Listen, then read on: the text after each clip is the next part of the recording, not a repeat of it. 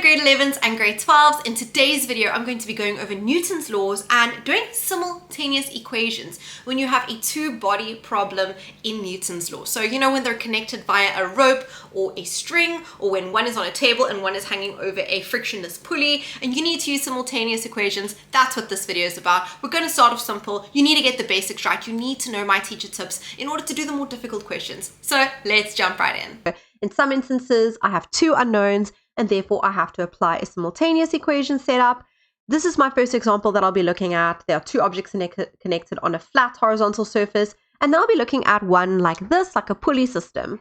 Please stick around to the end of this video because I give loads of teacher tips, and I'll be giving teacher tips at the end or towards the end of the video. So you don't want to miss that. You don't want to miss the steps that I give, and please subscribe for more videos, more help with physics, more help with chemistry and maths. Let's jump right into the video. So first of all, I've drawn some Newton's questions steps. So these are the steps that I would follow if I were answering a Newton's question. So obviously we first have to decide if it's Newton's first law or second law. I always recommend to my students, and this is a massive teacher tip, to draw separate free body diagrams for each object. So in this instance, I have a 1 kilogram block and I have a 3 kilogram block. Although those objects are connected, there are two separate objects, and I need you to draw me a free body diagram for each of those. If you read the questions over here, they only require a free body diagram for the 3 kilogram block, but I want you to do it for the 1 kilogram block as well because it'll help with the question. Then, when we have our free body diagrams, we're going to use those in order to draw or write down separate equations using F net equals ma. We'll do it for the 1 kilogram box. We'll do a separate equation for the 3 kilogram box. We choose our positive directions. We substitute in values with the correct signs based on the positive direction that we chose. And if there are two unknowns, so over here I wrote if tension, T, and acceleration is unknown, then we're going to use simultaneous equations. However, you could get a scenario where tension is given, but friction and acceleration is unknown, assuming that the friction is the same for both objects. Basically, if you have two unknowns, you have to do simultaneous equations. And in order to do simultaneous equations, you need two separate F net equals ma equations. So let's do this question. You'll see exactly what I'm talking about. This one is on the easier side, but I do recommend that you watch the entire process. Make sure you can do the easier ones, because if you can do the easier ones, you will be able to do the more difficult ones. Okay, so we've got a 3 kilogram block. It's connected to a 1 kilogram block, and they tell you it's connected by a light and extensible string, and a constant force of 20 Newton pulls the system along a rough horizontal surface. So this force over here is an applied force, and it's 20 newtons to the right. The system is going to move to the right. The frictional force between blocks P and Q. Okay, so I should probably label these. So the frictional force between blocks P and Q and the surface is 2 Newton. So friction for block P is 2 Newton, and friction for block Q is 1 Newton. They mention P first, so this 2 corresponds with the friction for block P. Then they mention block Q, so the 1 Newton corresponds to block Q. First question is state Newton's second law of motion in words. Now immediately, because they're asking me to state Newton's second law, I know it's a second law question. Okay, even though they don't mention acceleration in the write-up over here, I know it's a second law question. Later on, they asked me to calculate acceleration. So obviously it's a second law question. The system is accelerating. So this would be my answer. This comes directly from your exam guidelines, and this is how you need to say it, grade 11s and grade 12s. If you omit important words, and actually this is an old version of the definition, it should say when a non-zero resultant or net force, non-zero must be in there. When a non-zero net force acts on an object, the object will accelerate in the direction of the force. The acceleration is directly proportional to the force and inversely proportional to the mass of the object. You have to say it like that with all the bits and pieces. My next question is draw a labeled free body diagram for the 3 kilogram block. The 3 kilogram block is block P. The question asks for a free body diagram for block P, so that is exactly what I'll do. My weight always acts straight down, Fg or W, whatever you prefer, Because it's on a surface, there's a normal force, Fn. There's an applied force to the right, F applied. It's the 20 Newton force that they gave in the question. Make sure your dot is nice and thick and big, because to the left, we have tension, and to the left, we have friction. Now, I want us to pause there for a second. F applied is going to the right because, the arrow is pointing to the right. It's a applied force to the right. Friction is always in the opposite direction of the motion. So if P is moving that way, friction will go that way. That's very important to note. Then tension. This tension over here is pulling this box to the left. It's acting this way, okay? Think about it. P is going along. We're pulling P this way, but this Q is kind of dragging P back a little bit. So tension is going to the left. If this was in an exam, it would be worth 5 marks because you would get 1 mark per correctly labeled arrow. If you do not label your arrows, you lose a mark. If your tension or your friction is skew, you lose a mark. That's why I ask you to draw the dot very big. You need to label it correctly. You need to draw it nice and straight and use a ruler. Don't forget your arrowheads and your labels. Right. Now, although the question did not ask for a free body diagram for block Q or the 1 kilogram block, I am going to recommend that you do it because in the next question, they want us to calculate the magnitude of acceleration. Okay, so we already know it's a Newton's second law question. And remember, my second step says draw separate free body diagrams for each object. I only have a free body diagram for the 3 kilograms. So although that's the one that I asked you to do for marks, I want you to draw a free body diagram for the 1 kilogram block. So let's do it. I've got FG going straight down. I've got Fn going straight up because it's on a surface over here. Now, Q is also moving to the right. So friction is also to the left. Friction, kinetic friction because it's moving. And tension, think about it. How is Q moving to the right? How is that happening? Because the string is tugging it along to the right. It's pulling it to the right. So tension for Q is to the right. Just make sure you draw your arrows nice and straight. And just take note that tension is in the opposite directions. So for the 3 kilogram, tension is to the left. For the 1 kilogram, tension is to the right. There's my free body diagram. So I've done my second step. Then it says highlight the forces in question. Now, what does that mean? Let's take our free body diagrams onto a new page and I'll show you what that means. Remember, we are trying to find the acceleration. Remember, your question is calculate the magnitude of acceleration. Now, which way are these boxes accelerating? They're accelerating in the what we call the horizontal or the parallel direction or the X direction. They're accelerating left/right in this direction. They're not accelerating up or down.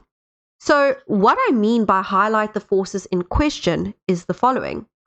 In order to calculate the acceleration, because acceleration takes place left-right, the boxes are accelerating to the right, I need to consider all the forces acting in this direction. All the forces acting in this direction. So I hope you can see that when doing your equation, I do not care in this question about the normal force and Fg because they don't act in the left-right direction. They act in the up-down direction. I only care about the forces acting in the horizontal direction because acceleration is in the horizontal direction. So for the 1 kilogram block, these are the 2 forces that are important, tension and friction. For the 3 kilogram block, F applied, tension and friction, all 3 of those are important. So once we've highlighted the forces, which I've done over here, then we need to write down separate equations using F net equals ma. So what I mean by that is, remember, when dealing with Newton's second law of motion, we always start off with F net is equal to ma. Now, because there's 2 objects, I need you to draw 2 separate equations for me. F net equals ma, F net equals ma. Technically, you only need to say F net equals ma once in a question. You don't have to do it for both objects, but I'm just going to do it for both objects. Looking at my 1 kilogram object, which forces will affect the acceleration? So remember, we just discussed this. The box is accelerating in the horizontal direction. So the horizontal forces, the ones that I've highlighted in yellow, those are the important ones. So we say Ft, tension, plus Fk, friction, equals Ma. And I know what you're thinking, ma'am, why are you putting a plus here? Tension and friction are going in opposite directions, so shouldn't you put in a minus? I want us to start off with a vector sum. That is technically the correct way to do it. A vector sum is where we put plus signs in between first. When I substitute values in, that's when I'll put in pluses or minuses when necessary. So tension plus friction, that's what goes in your equation, equals Ma.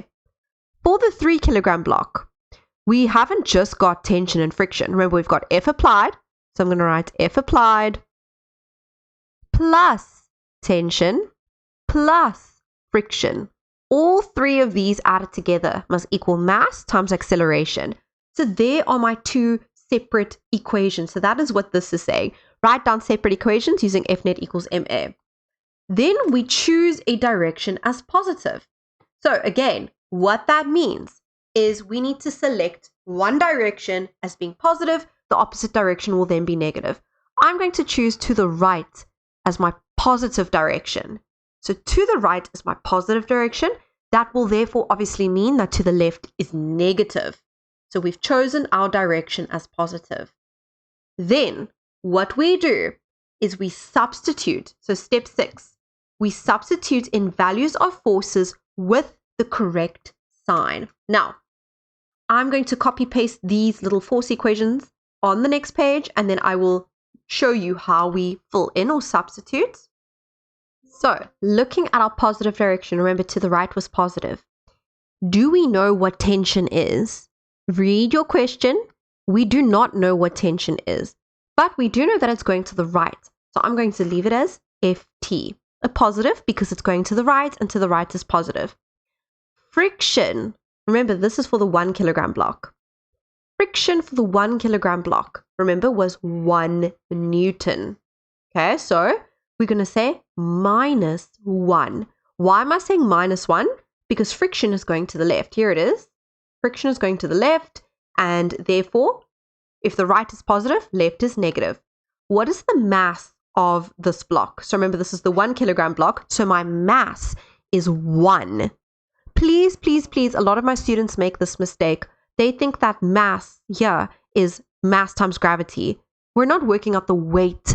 Mass, M is mass. So the mass is in kilograms. The mass of this block, remember this was Q and this was P, Q. The mass of Q is 1. So you leave it as 1. Do we know acceleration? No, I don't. That's what I'm looking for. If I have to simplify this, there's not actually much simplifying that I can do. 1 times A is A. Can you see that I have two unknowns in my equation?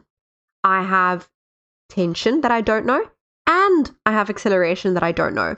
Because there's two unknowns, I know that I need a second equation. And that's what I'm going to get from doing the 3 kilogram block over here. So I'm going to call this equation number 1. You don't have to, but I'm just going to label it. Let's do the 3 kilogram block. So if applied, remember they told me it's 20 Newton and it's to the right. So it's going to be a positive 20. Tension for block P, the 3 kilogram block, tension is going to the left. Look at it on your free body diagram. It's going to the left. So you must substitute it in as negative Ft. Notice how this tension is positive. This tension is negative. Friction is also going to the left. So I must substitute it in as negative 2. They told me the friction in the question. My mass for block P is 3 kilograms and my acceleration is A. I can simplify this. I can say, well, I know 20 minus 2 is 18 minus Ft equals 3A. There's my second equation. Great stuff. I have two equations, but again, you can see that I don't know tension, I don't know acceleration. So now, grade 11s and grade 12s, you know about simultaneous equations, you should know how it works, and you should also be familiar with the fact that there's more than one way in order to solve simultaneously. So we can do two methods. We can do a method known as elimination, which is what a lot of the past paper memos do. And we can use a method called substitution. I know that you should have been taught both in maths. I know some of you are more familiar with one, versus the other. I, just for this example, will show you both. However, when it comes to physical sciences, physics, and in particular the Newton's second law question with simultaneous equations, I tend to use elimination because it's just a bit quicker. Okay, so it is situation dependent, but I tend to use elimination. So let's take our two equations on the next page, and then I will show you how we do this. So the goal of elimination is to eliminate one of the variables. Remember, technically we don't know tension and we don't know acceleration. So the goal of doing elimination, that's what I'm doing now, elimination, is to eliminate one of the variables. If you take a look at my two equations, I've got a positive tension over here and I've got a negative tension over here. You should know from maths that if I add, so 1 plus 2, if I add those equations together, that will get rid of tension, because tension plus negative tension, what does it mean if you plus minus something? You're minusing something, right? Tension minus tension, nothing. So we get rid of one of our variables. That is what elimination does. So what I've written over here is I'm going to add equation 1 and equation 2. So I'm going to write them like this on top of one another. Okay, there's my first equation. Then I'm going to line up my equal signs. I'm adding these together. Let's add them. So just make a little note here that you're adding them. What is A plus 3A? 4A. What is tension plus minus tension? In other words, tension minus tension. They cancel each other out. What is negative 1 plus 18? Or 18 minus 1? It's 17. Then to get A alone, you say 17 divided by 4. And we get 4,25 meters per second squared. Meters per second per second. Remember, acceleration is actually a vector. So if they said calculate the acceleration, then you would have to include a direction. But going back to our question, they wanted the magnitude of acceleration. So I do not have to give a direction. It's a very important teacher tip. If they say calculate acceleration, you must give a direction. But if they say magnitude, don't need to give a direction. So that is how you would do elimination. I'm going to show you how to do substitution if you would prefer it. So when doing substitution, we need to take our equation and we need to isolate one of our variables. So because I'm finding acceleration, I'm going to do this. I'm going to take my equation. I'm going to isolate ft. So I want to leave ft by itself on the side of the equation. This is minus 1 or subtract 1. What is the inverse operation of minus 1? Plus 1. I know we informally say you take the negative 1 over the equation and then it becomes plus 1, however you like to think of it. What I've done now is I've created a new version of equation number 1. So I'm going to ignore the original version. They're the same thing. Now what you're going to do is I'm going to substitute number 1 into number 2. So write number 2 as is, 18 minus ft equals 3a. In the place of tension, in the place of tension, I'm going to substitute this in, okay? Because tension is equal to a plus 1. So instead of writing tension, I'm going to write a plus 1. Please remember when you substitute that you need to put things in brackets. So 18 gets carried down, the minus gets carried down, brackets a plus 1 equals 3a. A plus 1 is ft. So instead of writing ft, I'm writing a plus 1. But you have to put brackets because you should know in math that we're going to distribute the negative into the brackets. So it will be negative a, negative 1 equals 3a. We have 18 minus 1, which is 17 on this side, and I have 3a plus a on this side. So we're going to end up with exactly the same thing as we did when we did elimination. Acceleration is equal to the same value as we got here, 4,25 meters per second squared. So it doesn't matter if you do substitution or if you do elimination, just please do them correctly. Now, our last question, we just got acceleration. Remember we said it was 4,25, I think it was, meters per second squared. 4,25. Our last question says calculate the tension in the string. Once you have acceleration, It's super easy to find the second variable that you're looking for, because all you need to do is you need to take one of your equations. So let's look for tension over here. So I'm going to call it find tension. All you do is you choose one of your equations. So you're either going to choose this one or you're going to choose this one. Let's choose number 1.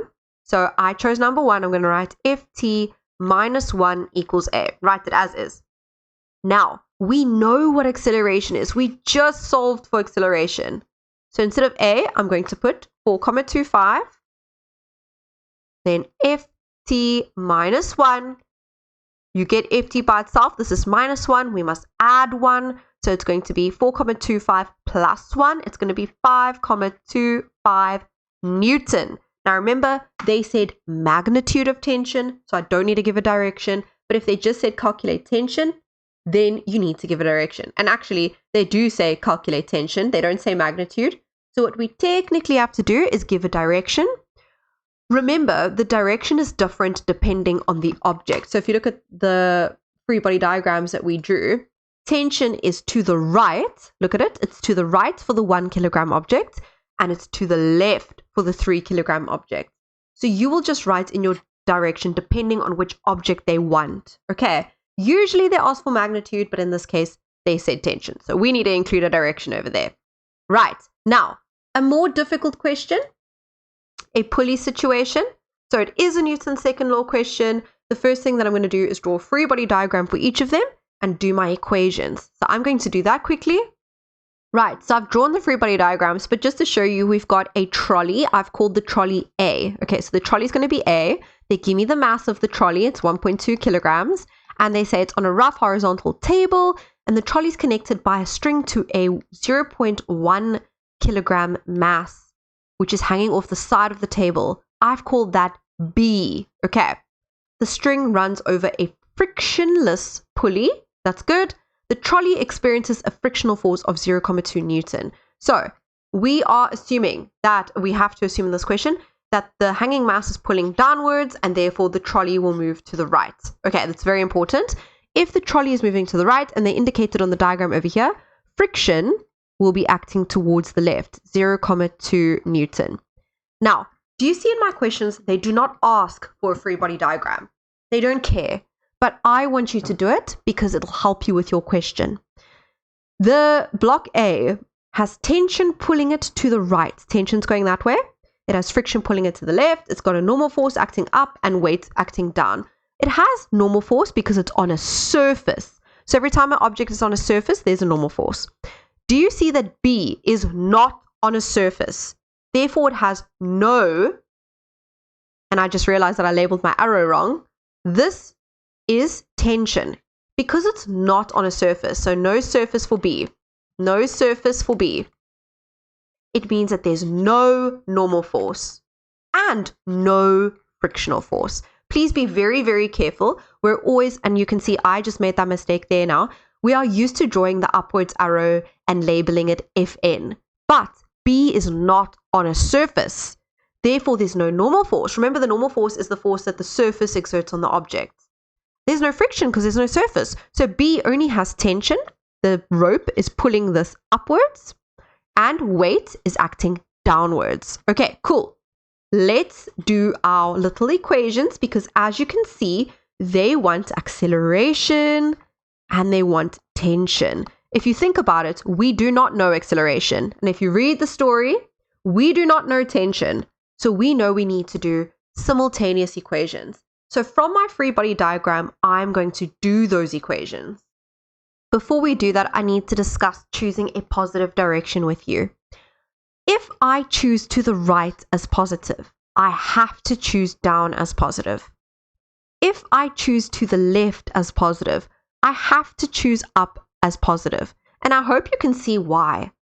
It's because these things are connected by a string across a pulley.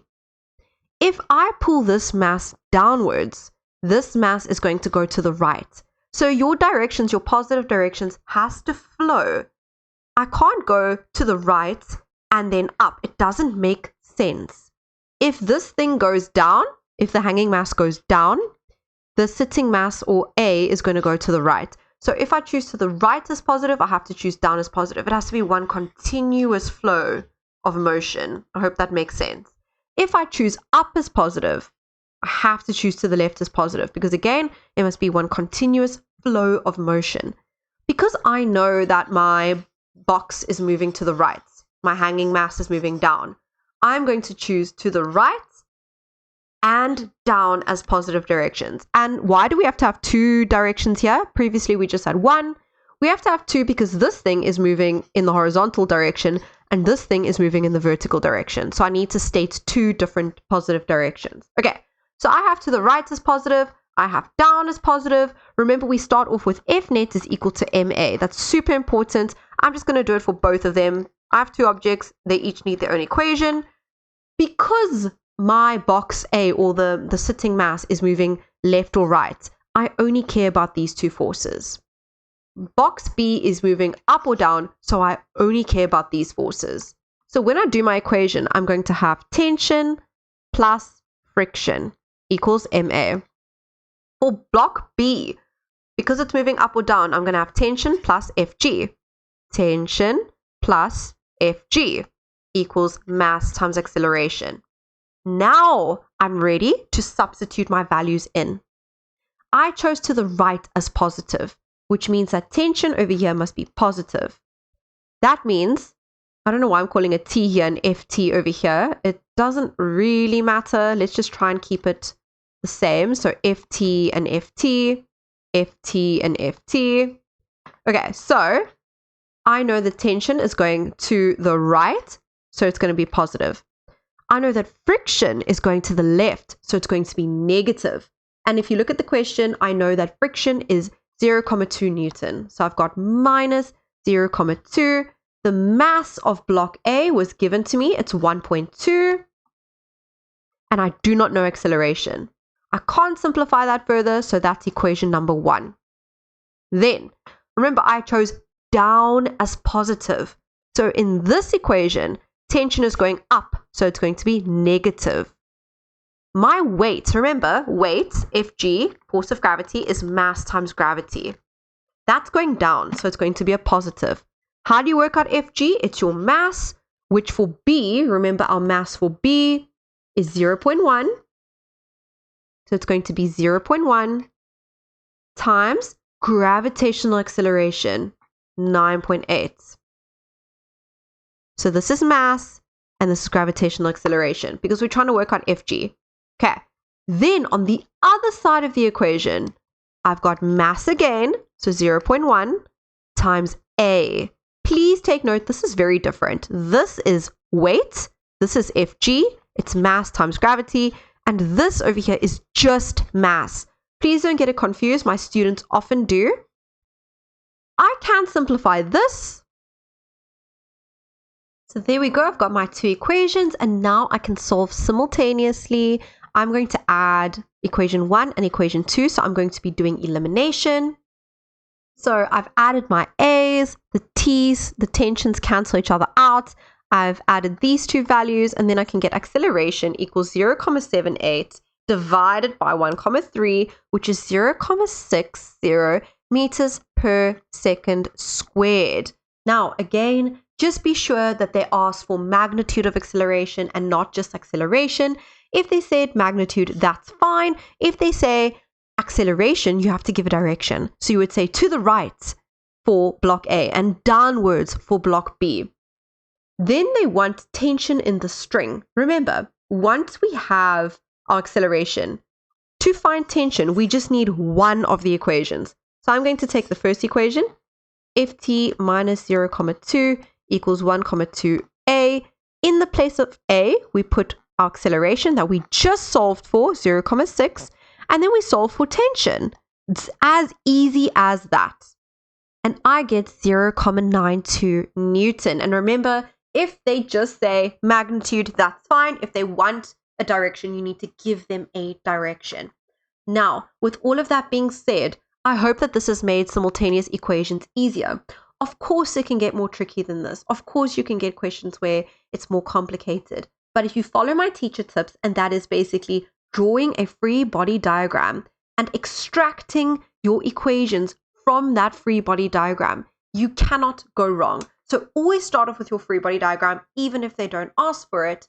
If you need to do side calculations like working out friction first, do it on the side and then substitute it in. I hope this has helped you. Let me know in the comments below if you would like more like this, and comment what you want to see next, and subscribe for more. Bye everybody.